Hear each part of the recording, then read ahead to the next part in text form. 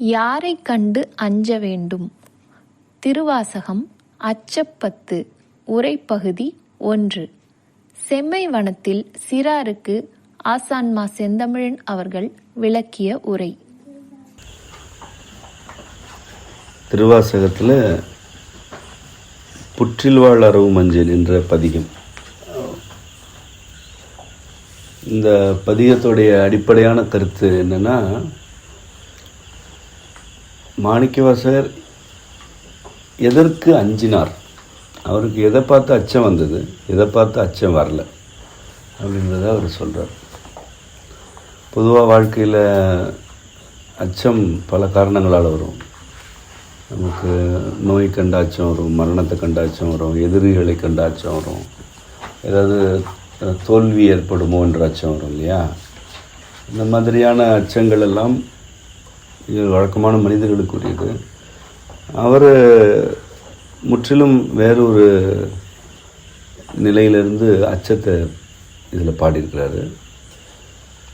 சாரமான கருத்து என்னென்னா, அன்பில்லாதவர்களை பார்த்தால் அஞ்சுகிறேன்னு சொல்கிறார். அதுதான் எல்லா இடத்துலையுமே அவர் அதுதான் சொல்கிறார். அன்பில்லாத மனிதர்களை பார்த்தா எனக்கு அச்சமாக இருக்குன்றார். அதுதான் அவர் சொல்ல வர கருத்து. அதை நம்ம இறைவனை ஏற்றுக்கொள்ளாதவர்களை பார்த்தா அச்சமாக இருக்குது, இறைவனை மறுப்பவர்களை பார்த்தா அச்சமாக இருக்குது, அன்பு இல்லாமல் நடந்துக்கிறவங்கள பார்த்தா அச்சமாக இருக்குது அப்படின்னு சொல்கிறார். இறைவனும் அன்பு ஒன்று தான், அன்பு தான் சிவம், சிவம் தான் அன்பு. அதனால் நான் இதிலேருந்து அப்படி தான் புரிஞ்சுக்கிட்டேன். சாரமாக அவர் என்ன சொல்கிறாருன்னா, அன்பாக இருக்கணும், எப்போவும் அன்பு இல்லாமல் இருக்கிறது அச்சத்திற்குரியது அப்படின்னு சொல்கிறார். அவர் பாடல் அவர் இந்த பதியத்தை தொடங்குறதே அருமையாக தொடங்குறாரு. புற்றில் வாழ் அரவு மஞ்சள். அது நேரடியாக ஒரு பாம்பை சொல்கிறாரு. புற்றில் வாழ் அரவு மஞ்சள் அப்படின்னா, வாழ் அப்படின்றது கத்தின்னு சொல்கிறோம் இல்லையா, வாழ், அந்த வாழ். புற்றில் வாழும் அரவம் இல்லை, புற்றில் வாழ் அரவு. அது ஏன் சொல்கிறாருன்னா, புற்றுக்குள்ளே அரவம் இருக்குது, அரவம்னா பாம்பு, அது வாழ் அரவமாக இருக்குது. வாழ் அப்படின்னா அது வாழ்ன்ற சொல்லுக்கு அந்த வெட்டும் கத்தி அது போன்றது ஒரு ஆயுதம்னு பொருள் உண்டு. இந்த வாழ்ங்கிறதுக்கு நல்ல ஒரு வெளிச்சமான ஒரு ஒளி பொருந்தியனும் பொருள் உண்டு. வாழ்நுதல் அப்படின்னா ஒளி பொருந்திய நெற்றி அப்படின்னு பொருள் இருக்கு. புரியுதா? ஒளி நல்ல பளிச்சென்று தெரியக்கூடிய ஒளி பொருந்திய அப்படின்னு பொருள் இருக்குது அதுக்கு, வாழ்க்கை. இப்போ புற்றுக்குள்ளே இருந்தாலும் பாம்பு எப்படி இருக்குன்னா, நல்ல ஒரு ஒளி பொருந்தியதாக மின்னும், அப்படியே ஒரு பொருள் இருக்குது. புற்று இருட்டாக இருக்கும், ஆனால் அந்த பாம்பு நல்லா ஒளி பொருந்தியதாக இருக்கும். அது ஒரு வாழ் போல ஒரு ஆயுதமும் கூட. வாழறவம், பொதுவாக வாழறவம்னு சொல்கிற வழக்கம் உண்டு. வாழறவம்னு சொல்கிறோம். ஏன்னா அந்த பாம்பு அப்படிப்பட்டது, அப்படி பளிச்சுன்னு இருக்கும், வெளியே ஒரு ஒளி உறுதியதாக இருக்கும். அது அவ்வாறு புற்றுக்குள்ளே இருக்கக்கூடிய வாழறவத்துக்கு அஞ்சேன்.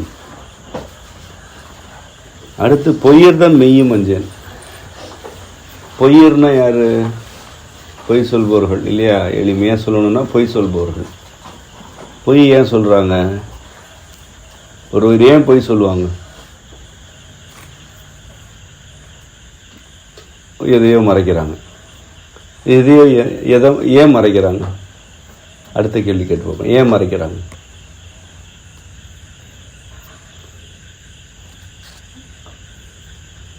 அதில் ஏதோ தீமை இருக்குது, அதனால தானே மறைக்கிறாங்க. நன்மை இருந்தால் தான் வெளியில் நான் தான் செஞ்சேன்பாங்கள்ல. ஒன்று பொய் என்பது என்னென்னா எதையோ மறைக்கிறது. அது ஏன் மறைக்கப்படுதுன்னா அதில் ஏதோ தீமை இருக்குது. அந்த தீமை யாருக்கு? மற்றவர்களுக்கு, ஒரு சில நேரத்தில் அவங்கவுங்களுக்கு. அப்போ ஒரு தீங்கு தான் மறைக்கப்படுது, அந்த தீமை தான் பொய்யாக வளர்ச்சி அடையுது இல்லையா. அது உங்களுக்கு புரியுதா? அப்போ பொய்யர்னா என்னென்னா தீங்கிழைப்போர், அடுத்தவங்களுக்கும் தீங்கிழைக்கிறது, இதில் தனக்கு தானே தீங்கிழைச்சிக்கிறது. இதெல்லாமே பொய்யர்கள். ஒருவர் நன்மை தான் செய்கிறாங்கன்னா அவங்க மறைக்க மாட்டாங்க. அதே நேரத்தில் அதை வேணால் சொல்ல கூச்சப்படலாம், அது பொய்யாகாது. இல்லைங்க இதை இது செய்கிறதெல்லாம் போய் எங்க வெளியில் சொல்லிட்டு நன்மை செய்கிறது தெரிஞ்சாலும் ஆமாங்க அப்படின்னு சொல்லிட்டு போயிடுவாங்களே தவிர பொய் சொல்ல மாட்டாங்க.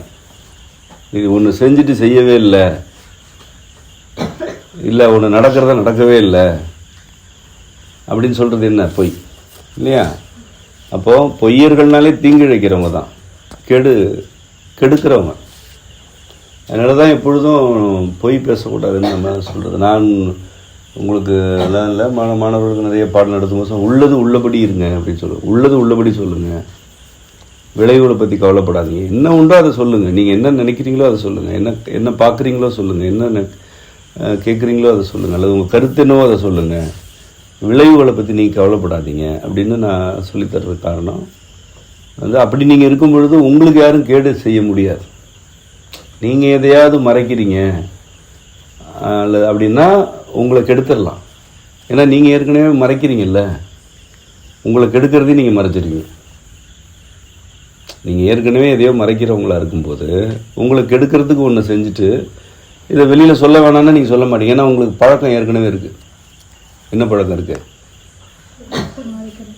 ஒரு கேடை மறைக்கிற பழக்கம் இருந்துச்சுன்னா உங்களுக்கு எடுத்துட்டு மறைச்சிடலாம்ல.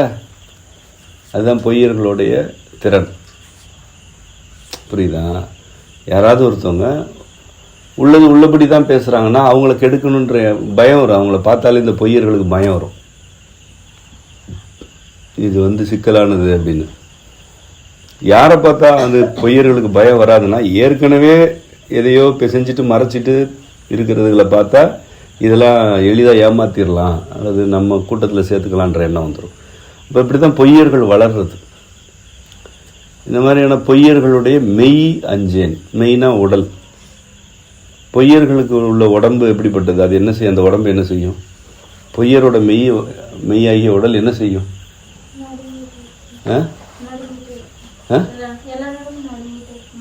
அது நடுங்குது, நாசமாக போகுது. ஆனால் பொய்யரோட மெய் என்ன செய்யும்னா அடுத்தவங்களுக்கு எடுத்துக்கிட்டு இருக்கும், தன்னைத்தானே கெடுத்துக்கிட்டு இருக்கும். பொய்ன்றதே கெடுக்கிறது தானே. அந்த பொய்யர்களுடைய உடல் என்ன செய்யும்? அது அடுத்தவங்களுக்கு கெடுக்கும். அடுத்தவங்களை எதையாவது சிதைக்கிற முடியுமான்னு பார்க்கும், இல்லைன்னா சீர்குலைக்க முடியுமான்னு பார்க்கும். அந்த உடலை என்ன செய்யும்? கெடுக்கும். உடல் வழியாக தானே எதையாவது செய்ய முடியும். ஆகவே பொய்யர்த மெய் அப்படின்றது என்னென்னா பொய்யர்களுடைய உடல். ஏன் அங்கே மெய்ன்னு சொல்கிறாருன்னா இறைவன் உடல் வழங்கினது இறைவன் தான், அது மெய். உடல் இருப்பது மெய் தானே. இப்படி இறைவன் வழங்கின உடலையாகிய மெய்யே பொய்யால் மறைச்சிக்கிறதுங்க அப்படின்னு அழகாக சொல்கிறார். பொய்யர் தான் மெய். பொய்யரோட உடல்னு சொல்லலாம்ல. நீ பேசுறது பொய், இறைவன் உனக்கு கொடுத்தது என்ன? அவ்வளோ அழகாக சொல்கிறார். பொய்யர் தான் மெய். அதே மாதிரி பார்த்தீங்கன்னா புற்றில் வாழ் அரவம். புற்று இருட்டாக இருக்கும், அரவம் எப்படி இருக்கும்? வெளிச்சமாக இருக்கும். அதனால தான் அப்படி சொல்கிறார். புற்றில் வாழ் அரவம் பொய்யர் தான் மெய். இருட்டுக்குள்ளே இருந்தாலும் வெளிச்சமாக பளிச்சுன்னு இருக்கக்கூடியது அரவம். பொய் பேசினாலும் மெய்யாக இருக்கிறது உடல். அப்போ இறைவன் இருட்டில் இருந்தாலும் பாம்போட உடலுக்கு வெளிச்சத்தை கொடுத்துருக்கிறான். நீ பொய் பேசினாலும் உன்னுடைய உடலை மெய்யாக கொடுத்துருக்கிறான் அப்படின்னா அது அழகாக சொல்கிறார். அடுத்து கற்றைவார் சடைய மண்ணல் கண்ணுதல் பாதம் நன்னி மற்றுமோர் தெய்வம் தன்னை உண்டென நினைந்த பெம்மார் கற்றிலாதவரை கண்டால் அம்மனாம் அஞ்சுமாறே. கற்றைவார் சடைய மண்ணல்னா இறைவனுடைய சடை, கற்றையான வார் சடை. வார் சடைனா அப்படி ஒரு வரிசையாக இருப்பது. வார் சடைனா கண்ணாபுனான் இருக்காது, ஒரு வரிசையாக, ஒரு அணிவரிசையோட, அதான் வரிசையாக இருக்குன்னு சொல்கிறோம்ல, அப்படி ஒரு ஒழுங்கோடு இருக்கிற சடை அது. அதான் வார் சடை. அது நல்லா புரிஞ்சுக்கணும். சும்மா சடைன்னா அப்படி பறக்கிறது கிடையாது, அது ஒரு வரிசையாக இருக்குது. ஏன்னா அந்த சடைன்னு எதை சொல்கிறாங்கன்னா அந்த அண்டத்தை தான், உலகத்தை தான் சொல்கிறாங்க. இந்த பேரண்டத்தில் கோள்கள் எல்லாம் அது அதுக்குரிய இடத்துல இருக்குது, அதுதான் அங்கே சுழலுது, ஒரு ஒழுங்கில் இருக்குது. அதெல்லாமே இறைவனோட சடை. அம்மா அற்புத திரும்ப அதில் சொல்கிறாங்கல்ல, இறைவனுடைய சடை தான் விசும்பாக இருக்குது அப்படின்னு. விசும்புனா ஆகாயம், முதல் பூதம். அந்த முதல் பூதமாக இருக்கிறதுல அதில் தான் காற்று, வெப்பம், நீர், நிலம்னு 5 பூதங்கள் இருக்குது. முதல் பூதம் விசும்பு. அப்போ அந்த முதல் பூதமாகிய இறைவனுடைய சடை வார் சடையாக இருக்கிறதுனால தான் எல்லாம் ஒழுங்கில் இருக்குது. வார் சடைன்றது முக்கியமான சொல், நுட்ப சொல். அப்புறம் சடைன்றதே ஒரு ஒழுங்கு தான். இப்போ நீங்கள் சடை பண்ணுறீங்க, அது ஒரு ஒழுங்குக்குள்ளே கொண்டு வர்றது தானே. பறந்துட்டுருக்கிற முடிய ஒரு ஒழுங்குக்கு உட்படுத்துறது தானே சடை. அப்போது கற்றையாக இருப்பதும் ஒழுங்கு தான். பறந்துகிட்டு இல்லை, ஒரு கற்றையாக்குறோம், அது ஒரு ஒழுங்கு. வார் என்பது வரிசை, அதுவும் ஒழுங்கு. சடைன்றதும் ஒழுங்கு. அப்போ தோற்றத்துக்கு பார்த்தா அது ஏதோ சடையை விரித்து போட்டுட்டு ஆடுதுன்னு சொல்கிறது அப்படிலாம் இல்லை. அந்த இறைவனுடைய சடை என்பது ஒரு ஒழுங்குக்கு உட்பட்டது. அதனால தான் உலகம் இருக்கிறதுன்றது தான் பொருள். அதுக்கு அண்ணல் கண்ணுதல் பாதம். கண்ணுதல்னால் கண்ணில் இருக்கக்கூடிய, நெத்தியில் இருக்கக்கூடிய கண், நெற்றிக்கண் இறைவன். அது நெற்றிக்கண்ன்றது என்னென்னா 3 காலங்களையும் இறைவன் நோக்குபவன் அப்படின்றது. நெற்றிக்கண்ன்றதே எதிர்காலத்தை உணரத்தக்கது அப்படின்னு சொல்லுவாங்க. ஆனால் எதிர்காலம் மட்டும் இல்லை, கடந்த காலம், நிகழ்காலம், எதிர்காலம் யாவற்றையும் தன்னுடைய நெற்றியில் இருக்கும் கண் வழியாக நோக்குபவனன்றது குறியீடு. மனிதர்கள் கூட இந்த புருவ மையத்தில் கண்ணை மூடிட்டு ஆழ்ந்த அமைதியில் இருந்ததுன்னா அப்படியே அது ஒரு அமைதியை தரும் அப்படின்றது வழக்கம் இருக்குது. அதெல்லாம் இப்போ உங்களுக்கு முன்கூட்டியே முன்முடிவாயிடு நான் சொன்னேன்னா. ஆனால் அப்படி ஒரு புலம் மனிதர்களுக்கும் இறைவன் வழங்கியிருக்கிறான். அதன் வழியாக தன்னுடைய கருத்துக்களை இறைவன் உணர்த்துவதற்கான வழியாக இருக்குது. இறைவனை பொறுத்த வரைக்கும் அது 3 காலத்திற்கும் உரியது. அப்படி கற்றைவார் சடை அண்ணல் கண்ணுதல் பாதம் நன்னி. அடுத்தது அவனுடைய பாதம். அவனோட பாதம் நன்னி அப்படின்னா அதனை மிக நெருக்கமான நன்னுதல்னா மிக நெருக்கமாக அதையே அதுக்கு நெருக்கமாக. இப்போ நண்டுன்னு ஒரு உயிரினம் இருக்கு இல்லையா, நண்டு. இப்போ இந்த நண்டுன்றது நன்னிலேருந்து தான் வருது. இப்போ நண்டு எங்கே இருக்குன்னா நீர்நிலைக்கு நன்னி இருக்கும். புரியுதா? அது எங்கேயோ இருக்குது. எங்கே நீர் இருக்கோ அதை நன்னி இருப்பது நண்டு. அது எல்லாம் நீருக்குள்ளேயும் போகும், தரைக்க வரும். இப்போ நண்பகல் அப்படின்னு இருக்கு இல்லையா, இப்போ பகலுக்கு மிக நெருக்கமாக இருக்கிறது அது பகல் கிடையாது.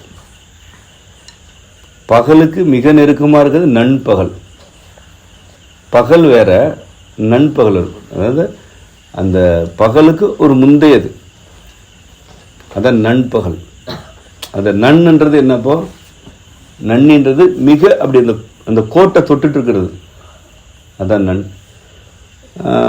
பாதம் நன்னி மற்றுமோர் தெய்வம் தன்னை உண்டன நினைந்தம் பெம்மார் கற்றில்லாதவரை கண்டால் அம்மனா மஞ்சுமாறு. இறைவனுடைய கற்றைவார் சடை கொண்ட அண்ணல் இறைவன். அண்ணல்ங்கிறதுமே நெருக்கமாக இருக்குது. இப்போ அண்ணான்னு சொல்கிறாங்க இல்லையா, அண்ணன் அண்ணல்ங்கிறதெல்லாம் அண்மை, அண்ணிலிருந்து தான் அண்மை வருது. அண்மையில் இருத்தல், அண்மையில் இருப்பவர் அண்ணன், மிக நெருக்கமாக இருக்கிறவர். அதனால தான் இப்போ சில பிரிவுகளில் கணவரை அண்ணான்னு அழைக்கிற வழக்கம் இருக்கு பெண்கள். அது இந்த சகோதர முறை கிடையாது. அண்ணன் அண்ணா அப்படின்னா மிக நெருக்கமானவனேன்னு தான் அதுக்கு சொல் பொருள். அதுதான் அது சகோதரத்துக்கு உரியதாக பொதுவாக வழக்கத்தில் இருக்கு. சொல் பொருள் என்னன்னா அண்ணல் அப்படின்னா அண்ணனேன்னு அர்த்தம் கிடையாது, அதுக்கு மிக நெருக்கமானவனேன்னு அர்த்தம். அது ஒன்று. அப்போ என்ன சொல்கிறாருன்னா, கற்றைவார் சடையம் அண்ணல் கண்ணுதல் பாதம் நன்னி. அண்மையில் இருக்கிறது ஒன்று, நன்னுதல்ங்கிறது இன்னும் நெருக்கமாக போய்டுறது. எப்படி ஒரு நண்டு நீர்நிலையை ஒட்டியே இருக்குமோ, இப்போ நீர்நிலைக்கு அண்மையில் இருக்கிறது ஒன்று. நீர்நிலை அங்கே இருக்குன்னா நம்ம இங்கே வீடு கட்டிகிட்டு இருக்கிறோம், இது அண்மித்திருத்தல். நீர்நிலை கரையிலேயே கிடக்கிறது, அது நன்னுதல். அந்த நெருக்கத்துக்கே 2 சொல் வைக்கிறார் பாரு. கற்றைவார் சடையம் அண்ணல், அங்கே கண்ணுதல் பாதம் நன்னி, இன்னும் நெருங்கியாச்சு. கற்றைவார் சடையினும் பொழுது அது உலகம் முழுவதும் விரிஞ்சு கிடக்கு. அது கூடவே நம்ம போய் பறக்க முடியாது, ஏன்னா அது சடை இல்லை, அப்போ அதுக்கு அண்ணல்னு சொல்லிடுறாரு, அண்மையில் இருக்கலான்னு. இந்த கண்ணுதல்ன்றது ஒரு இடத்துல தானே இருக்கும், நுதல் கண் நெற்றி, அதில் போய் பக்கத்தில் எப்படி போய் உட்காந்துக்கலாம், ஏன்னா அது அசையாதுல்ல, அங்கே நன்னி இருந்துக்கலாம், பாதம் நன்னி. இப்படியெல்லாம் அவங்க கூட அண்மையாகவும் நன்னியும் இருந்து கொண்டு, நல்லா கவனிங்க, இப்படிலாம் இருந்துக்கிட்டு மற்றொரு தெய்வம் தன்னை உண்டன நினைந்து, இப்படி அவனுக்கு அவ்வளோ நெருக்கமாக இருந்துட்டு வேற தெய்வம் இருக்கு அப்படின்னு நினைச்சா, மற்றொரு தெய்வம் தன்னை உண்டென நினைந்து என் பெருமாருக்கு அற்றிலாதவரை கண்டார். என்னுடைய பெம்மான்னா பெருமான், என் பெம்மான் என்ன பெருமான், பெம்மானுக்கு அற்றிலாதவர், அதை பெம்மான் கற்றிலாதவரைன்னு படிக்கணும், அதை சீர்பிரித்து. இதை அவனை கற்றுக்கொள்ளாதவர்களை கண்டால் அம்மனாம் அஞ்சுமாறு. முதல்ல அவர் யாரை பார்த்து அஞ்சுறாரு பாரு, முதல்ல அவர் யாரை பார்த்து அஞ்சுறாருன்னா, ஏண்டா அவனுடைய கற்றைவார் சடையம் அண்ணல், கண்ணுதல் பாதம் நன்னி, இவ்வளோ நெருக்கமாக இருந்துக்கிட்டு வேற ஒரு தெய்வம் இருக்குன்னு நினைச்சது என்ன பண்ணுவ நீ?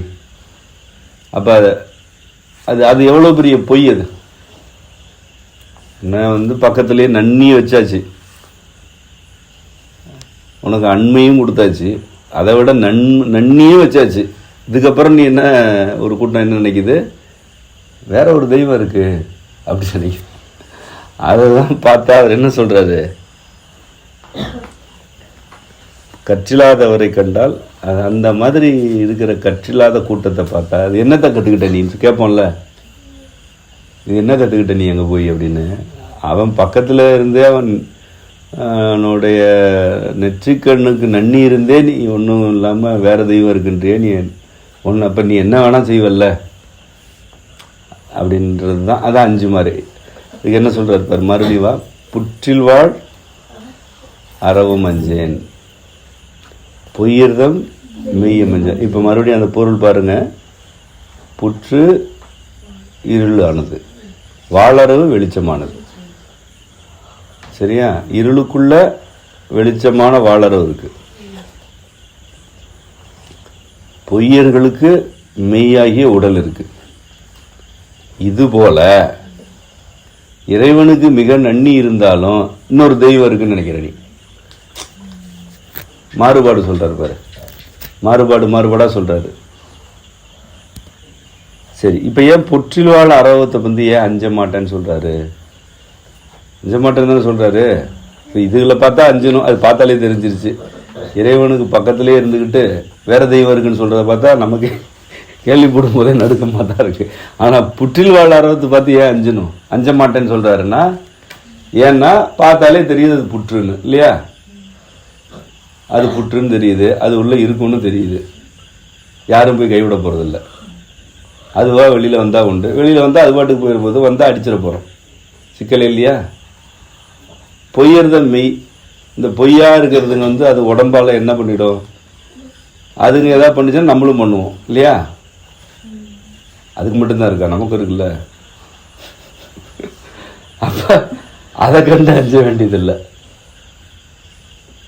பொய் பேசுன்னு பார்த்தாலே தெரியுது, அந்த உடம்பு வச்சுட்டு அது என்ன பண்ணிருமோ, மெய் பேசுற உடம்பு வச்சு என்னென்னலாம் செய்யலாம். ஒரு மறைஞ்சிருக்கிற பாம்பு ஏதாவது செஞ்சிரும்னா வெளிப்படையா இருக்கிற நம்ம என்ன செய்வோம்? அப்ப அதை கண்டு அஞ்சலை. புற்றில் வாழ் அறவும் அஞ்சேன், பொய்யர்தான் மெய்யும் அஞ்சேன். ஆனா இப்படி இறைவனுக்கே பக்கத்துல இருந்துட்டு வேற தெய்வம் இருக்குன்னு சொல்றதுகளை பார்த்தா தான்ப்பா அச்சமா இருக்கு அப்படின்னு சொல்றாரு. அப்ப அடிப்படை என்ன வலியுறுத்துறாருன்னா, இந்த பொய்மையை வலியுறுத்துறாரு.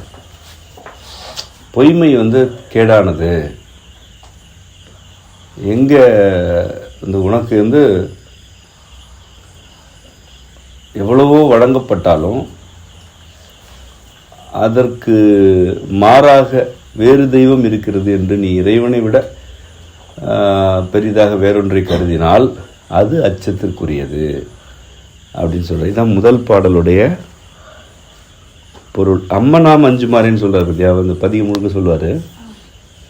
நம்ம வந்து நீங்கள் சொல்கிறது தான் அம்மா பயமாக இருக்குன்னு சொல்கிறோம்ல, அதுதான் பேச்சு வழக்கு.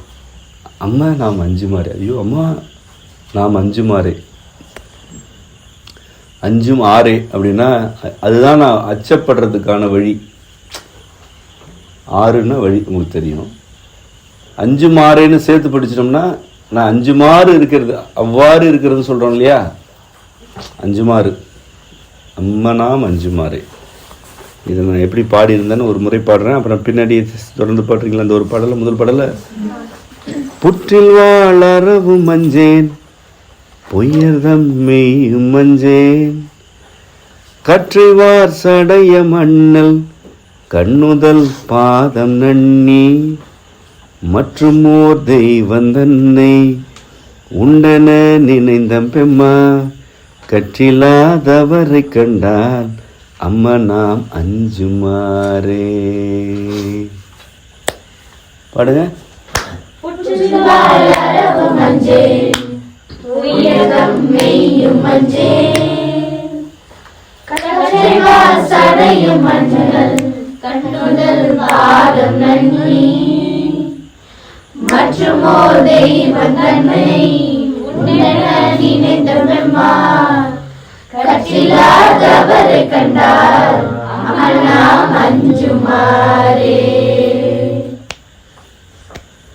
அடுத்த பாடல் வெறுவரேன் வேட்கை வந்தால் வினைக்கடல் கொள்ளினு மஞ்சேன்.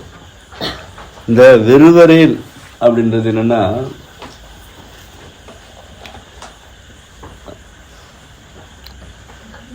உணர்ச்சிகளில் ஏற்படக்கூடிய ஒரு தடுமாற்றமான நிலைகளை குறிக்கிறது.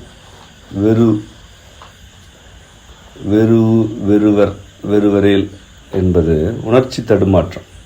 வேட்கைன்னா என்னன்னா வேண்டும் என்ற எண்ணம். புரியுதா? வெறுவரேல் வேட்கை வந்தால் அறிவு உணர்ச்சி ஆகியவற்றில் சீர்கேடான வேட்கை வந்தால் வினைக்கடல் கொள்ளினும் மஞ்சேன். வினைக்கடல்னா நம்ம செய்கிறோம்ல செயலை, அதெல்லாம் அந்த மாதிரி செயலை வினைன்னு பொதுவாக காலத்தில் சொல்லுவாங்க. அது மாதிரி வினையை சேர்த்துக்கூடாதுன்றது கருத்து. வினையை கழிச்சிட்டே போகணும். இது வேணும் அது வேணும் அது வேணும் இது வேணும்னு நம்ம எதையாவது செஞ்சுட்டு அதில் வந்து தேவையில்லாத சொல்கிறது, தேவையானதை மறைக்கிறது, இப்படின்னு செஞ்சுட்டே போகிறது வந்து வினை சேர்க்கை ஆகிடும். எல்லாம் ஒரு நாள் திருப்பி அடிக்கணும், எங்கேயும் போகாது. ஒரு நாள் எல்லாம் சேர்ந்து மொத்தமாக திருப்பி அடிச்சிடும். அப்போ அதனால தான் வந்து வினையை சேர்த்துக்கூடாதுன்றது. இப்போ முதல்ல சொல்கிறோம் இல்லையா, முதல் பாடலில் பொய்யர்தம் மெய்ன்னு சொல்கிறது இல்லையா, அதோட ஒரு விரிவு தான் அது. மாதிரி வெறுவரையில் வேட்கை, அதுக்காக அந்த வேட்கைக்காக வேட்கை வந்தால், அப்படி ஒரு வேட்கை வந்தால் வினைக்கடல் கொள்ளின மஞ்சள், கடல் போல வினை செய்ய வேண்டியிருந்தாலும் அதுக்கு கூட நான் அஞ்ச மாட்டேன்றார். அது கூட அஞ்ச மாட்டேன். இருவரால் மாறுகானா எம்பிரான் தம்பிரானாம். இருவர்னா பலவாறு சொல்லலாம். இங்கே நம்ம என்ன எடுத்துக்கலாம்னா மால் அயன், அதாவது பிரம்மன்னு சொல்கிறோம் இல்லையா, மால்ன்றது ஒரு கடவுள், பிரம்மன்றது ஒரு கடவுள்னு சொன்னாங்க. இறைவனோட ஒரு அங்கமாகவே இருந்துக்கிட்டு இப்போ இறைவனுடைய பாதத்தில் மலர்ந்தது கமலம்னு அம்மையார் பாடியிருக்கிறாங்க. ஆனால் அந்த கமலத்தில் இருப்பவர் பிரம்மன், அவர் தான் இறைவனையே படைச்சாருன்ட்டானுங்க. அவனுடைய பாதத்தில் பூத்த பூவை வந்து குறியீடாக வச்சுக்கிட்டு அவனோட பாதத்தில் ஒரு பூ பூக்குது, அதுதான் கமலம், தாமரை. அந்த தாமரையில் இருக்கிற பிரம்மன் தான் இறைவனையே படைச்சான்ட்டாங்க. அப்புறம் இறைவனோட ஒரு பகுதியாக மால் இருக்கிறான்னு முதல்ல சொல்லிட்டே இருந்தாங்க. அவருடைய ஒரு பகுதிங்க மால்னு. அப்புறம் வந்து மால் தாங்க கடவுள், இறைவன் ஒருத்தர் இல்லைன்ட்டாங்க. இருவர் இப்படி இறைவனோட ஒரு அங்கமாக இருப்பதாக முதல்ல சொல்றது. அதுக்கப்புறம் என்ன சொல்றது, இறைவனே யாரும் இல்லையே நாங்கள் தான் அப்படின்னு சொல்றது. அது நடந்துச்சு. அதுதான் அற்புத திருவந்தாதி உரை விளக்கத்தில் நிறைய அதை பற்றி விளக்கிட்டு இருக்கிறோம்.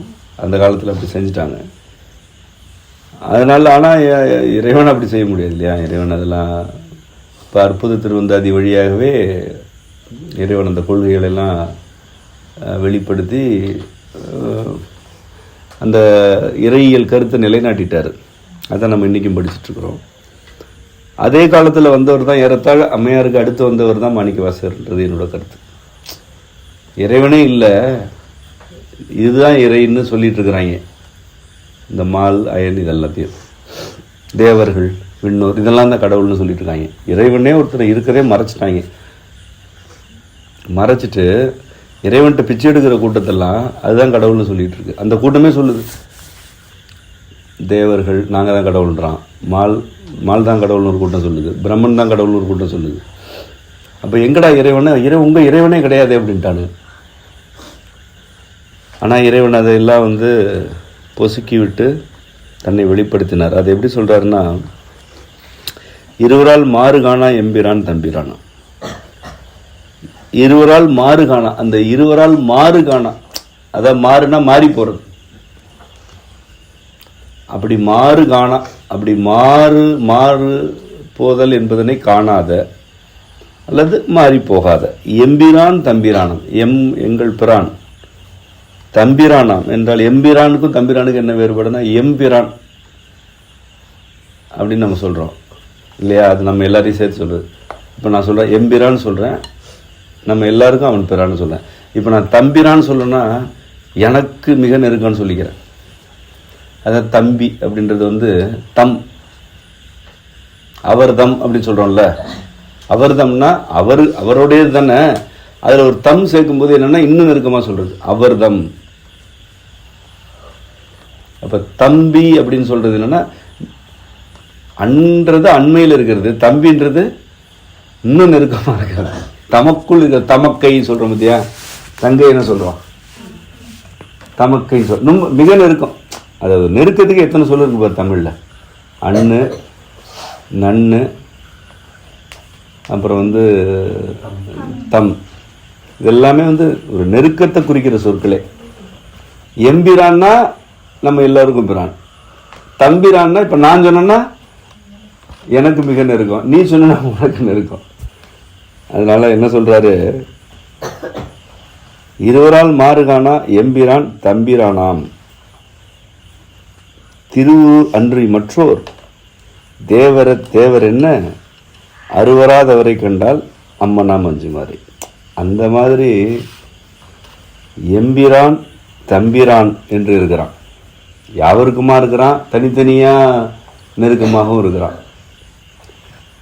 அவனுடைய திருவுருவை அன்றி மற்றோர் தேவர் எத்தேவர் என்ன. மற்றொரு தேவர் எந்த தேவராக இருந்தால் என்ன, தேவர்களுக்கு கடவுள்னு சொல்லிக்கிறாங்கல்ல, அவனுடைய திருவுருவை தவிர வேற தேவர்கள் எந்த தேவரை நம்ம பொதுவாக சொல்லுவோம்ல, அவர் பெரியாள் என்ன பெரியாள் இருந்தால் என்ன அப்படின்னு கேட்போம்ல. அதான் தேவரே தேவர் என்ன, எந்த தேவராக இருந்தால் எனக்கு என்னடா. அறுவராதவரை கண்டால், அதாவது அறுவராதல்னா அந்த மாதிரி தேவர்கள் பெரியவர்கள் அல்லது அவங்க தான் கடவுள்னு சொல்கிறவங்களை கண்டு நீ என்ன பண்ணணும், அருவருப்படையணும். அப்படி சொல்கிறதாலே அருவருப்படைஞ்சிடணும்ல. அப்படி அருவருப்பு அடையாதவங்களை பார்த்தா எனக்கு அச்சமாக இருக்கு. முதல் பாடல் என்ன சொல்றாரு, மிக நெருக்கமாக இறைவனுக்கு இருந்து கொண்டே இன்னொரு தெய்வம் இருக்குன்னு சொல்றதை பார்த்தா அச்சமாக இருக்கு. இந்த பாடல் என்ன சொல்றாரு, இறைவனுடைய திருவுருவை தவிர மற்ற தேவர்கள் இருப்பதாக சொல்பவர்களை, அந்த தேவர் என்ற கருத்தை பார்த்து அருவருக்கணும். அந்த திருவுருவம் எங்க இருக்குது, நீங்க சொல்ற தேவர்கள் எங்கடா இருக்கிறானுங்கன்னா அந்த அந்த அந்த உருவமே அருவருப்பை ஏற்படுத்தணும்ல அப்படின்னு சொல்றாரு. அதனாலதான் அங்க திருவுருன்னு சொல்றாரு. திருவுரு ஏன்னா அந்த தேவர்கள் என்று சொல்லப்படுவதற்கு உங்களுக்கு அது சொன்னாதான் புரியும். தேவர்கள் சொல்லப்படுறதுக்கு ஒரு உருவமே கிடையாது. அதுங்க அப்படி எதையாவது நம்ம நெருப்பில் கொளுத்தி போட்டோம்னா, பட்டு புடவை கொளுத்தி போட்டோம்னா அந்த புகையை எடுத்துக்கும். அங்கே அது பட்டு புடவையாக மாற்றிக்குது மாதிரி. நெய்யை ஊற்றுனது அதுக்கு உடம்பே கிடையாது, புடவையெல்லாம் கட்டாது. அது இப்போ படையல் பண்ணுறாங்கல்ல, நெருப்பு வளர்த்து எல்லாத்தையும் போடுறாங்கல்ல, புகையாக தான் போகும். அதுக்கு சாணியை எரித்தாலும் புகை தான், நெய்யை எரித்தாலும் புகை தான், சந்தனத்தை எரித்தாலும் புகை தான், கரியாக தான் போகும். அப்போனா என்ன பொருள்னா அதுக்குன்னு ஒரு உடம்பே கிடையாது. ஆனால் அதுக்கு தான் எல்லாமே செய்கிறதா நம்பிக்கை. இப்போ எல்லோரும் அந்த சடங்கு தான் பண்ணிகிட்டு இருக்கிறாங்க. இப்போ அதான் செய்வாங்க. இறைவனுக்கு கொடுக்க மாட்டாங்க. இறைவனுக்கு கொடுக்க மாட்டாங்கன்னா இறைவன் வாங்க மாட்டான். ஏன்னா அவனுக்கெல்லாம் கொடுக்க முடியாது. அவனுக்கு தேவை என்னன்னா உண்மையான வழிபாடு. நீ என்ன இறைவன்னு ஏற்றுக்கிட்டேன்னா நீ கொடுத்து வாங்குறதுக்கெல்லாம் ஒன்றும் இல்லைன்றது இறைவனோட இல்லை. இதுக்கு அப்படி கிடையாது. எனக்கு இதை கொடுத்தா நான் அதை செய்வேன் அப்படிங்க. அதை கொடுத்தாலும் அதுக்கு திங்க தெரியாது. அதுக்கு நெருப்பில் போட்டு புகையாக தான் அனுப்பணும். ஏன்னா அதுக்கு உடம்பு கிடையாது. அதை தான் சொல்கிறாரு. அப்படி இங்கே அவனுக்கு திருவுருவமே இருக்குது, இதுக்கு உடம்பே கிடையாது. பார்த்தாலே அருவரு போகிற வேணாமா, வெறும் கறி புகையா. இதை பார்த்தா அருவரு போறாததுகளை பார்த்தா அச்சமாக இருக்கிறது நியாயம் தானே. ஒரு பக்கம் திருவுருவம், இன்னொரு பக்கம் உடலற்ற பேய் மாதிரி அலைஞ்சிட்டு இருக்குதுங்க. ஆனால் நான் அதுதான் அங்கே தான் போவேன்னா அப்புறம் பார்த்தா பயமா இருக்குது.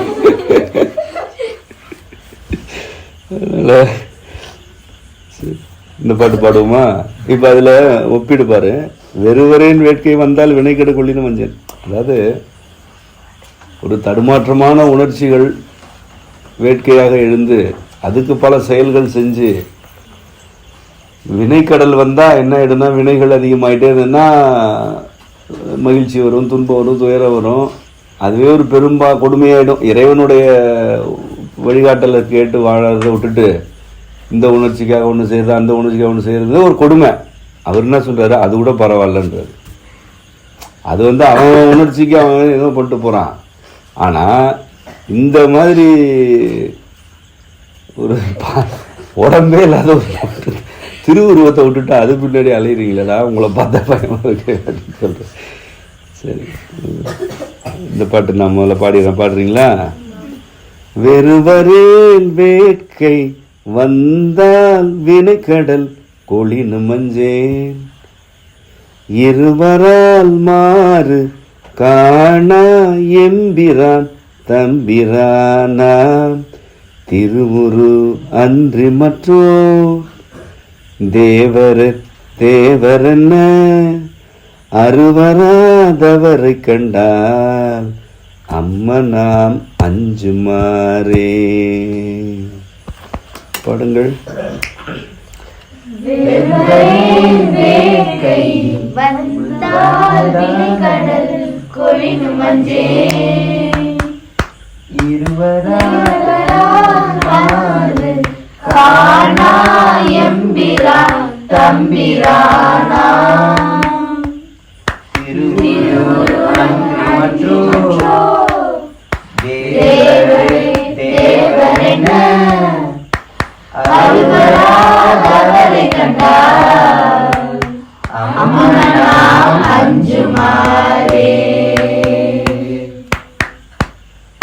முதல்ல பாடுமா?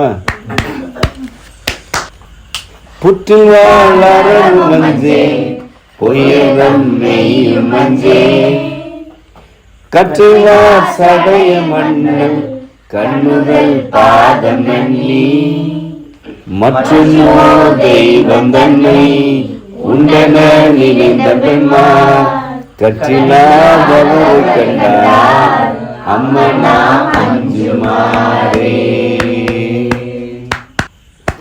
வெறுவரேன் வேட்கை வந்தால் வினைக்கடல் கொளினும் மஞ்சே, இருவரால் மாறு காணா எம்பிரான் தம்பிரானா, திருவுரு அன்றி மற்றோ தேவரென்ன அருவராதவரை கண்டார் அம்மனாம் அஞ்சுமாறே.